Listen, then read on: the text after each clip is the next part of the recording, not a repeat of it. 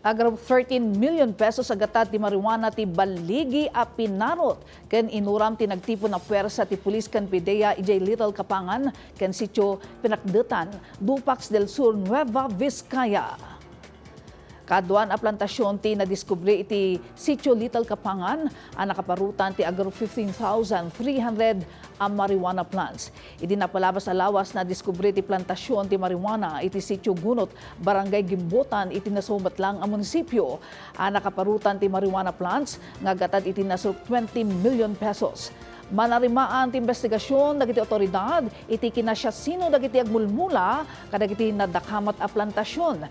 Bayat a balbalakadan dati publiko nga ag-report kadagiti otoridad tapno malapdan ti panagraira ti plantasyon ti marijuana iti probinsya.